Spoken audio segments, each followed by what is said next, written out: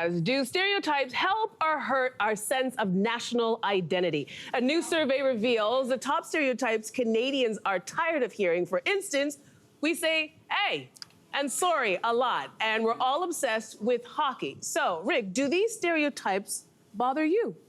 They don't really bother me because I think we want, bear in mind, I did a whole TV show called Talking to Americans that was all about.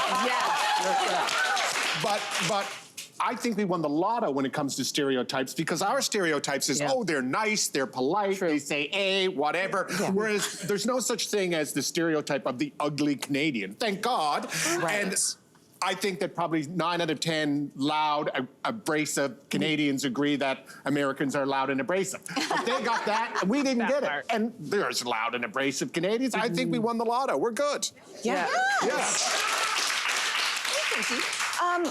You know, I try to avoid stereotypes with any sort of category, but being Canadian, I'm okay with it because, again, we won the lottery.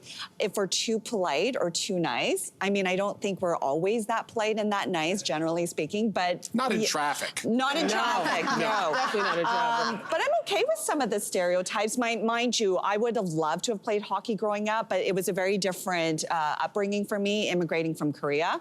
Didn't have the money or the means to be able to do something like that. But I love going to a hockey game. I love embracing beaver tails and just enjoying winter here in Canada. So for me, I just appreciate the diversity and multiculturalism here in Canada. I wish we were known more for that too.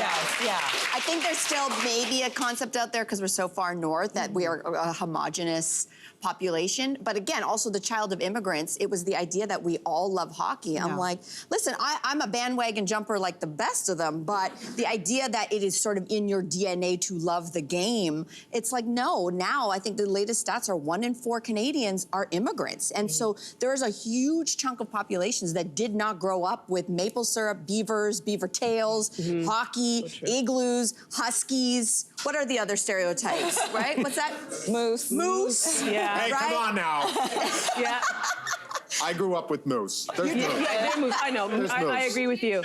I totally agree with you. You know what? It's so funny. I love the stereotype when I'm traveling outside of the country, but I hate the stereotype because as a former news anchor, I've heard so many people say, oh, Canadians are so nice. When big stories happen in the US and they're violent or racist, we're like, oh, thank God that's happening over there.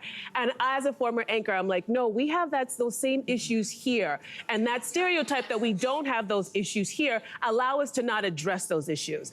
And it reminded me during the pandemic, right? We had COVID, it was a major situation, and scientists and researchers were looking for data because that's what they needed in order to fix this issue. And we didn't have any race-related data because I guess the stereotype of like, we don't have those issues, even though our country's built on immigration, right? So then I'm looking at the US now, and they had specific race-related data. So when there was an outbreak of COVID in a specific neighborhood, they knew how to address it. Meanwhile, and they also found out that Black and brown people were dying overwhelmingly more than other parts of the population, even though they make up a minority. And I wonder, we don't know what happened because we don't have that data because I think we're too busy thinking, we don't have those issues here. Everything's fine.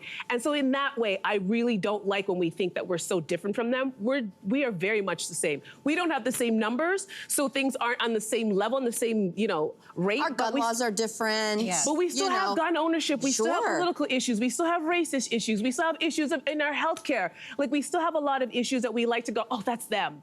No, it's us too. I think you're interpreting, though, a stereotype means that we don't have racism or we don't have a gun problem or we don't have any of those issues. I don't think the stereotype is that we don't have those things. I just think the stereotype is that we say, oh, I'm sorry when we bump into you on the street. Whether that's real or not, I think they're two different issues. Yeah, but the stereotype can affect us because if we have that stereotype in our head and a politician has that stereotype that we don't have those issues, we don't need to collect that data because we don't have those issues here. That's when it hurts us, when we have those stereotypes that we are better or it's not an issue here. I think a lot of the stereotypes come from a time when we were a monoculture. They literally come from 80 years ago or 150 years ago. A lot of those things do, because you're right.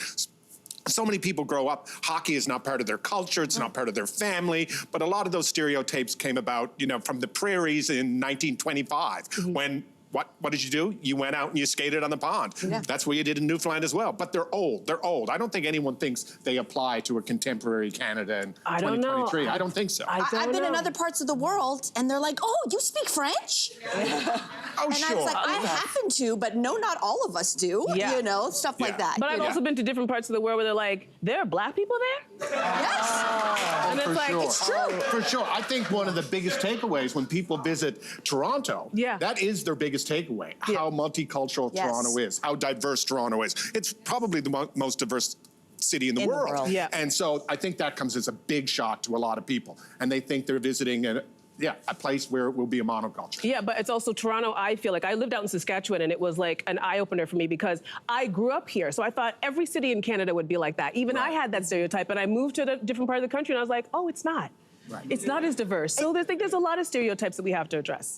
Can I give a little shout out to Drake right now? Yes. Because Drake put Toronto on the map for a lot of reasons, but in terms of like tourism and getting people to open their eyes to like, oh my gosh, there's like black people and they rap and they're really good. And how about coming to Toronto for like the Toronto Caribbean Carnival? And like, you know, all of a sudden he opened up this portal, particularly to Americans, I might add, to come up here and start to explore our streets and go, oh my God, this is a great place. And I'm like, well, what did you think we were? And that's where the stereotypes, I think, hit the road. Yeah, but then you have an ambassador like that that's really showcasing the best of what we have here.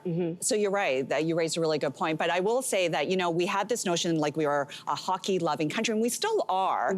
But I am seeing a shift. Basketball has taken off. We have more and more Canadians entering the NBA. Yep. Baseball is huge. Soccer. That's soccer. Yeah. So you are seeing this shift, right? And the influence from various immigrants who are like really enjoying this country, but also bringing in stuff that they love too from the homeland. Oh, I think more kids play soccer now than play. They do. Yeah. And everyone's playing pickleball. Maybe we'll be known.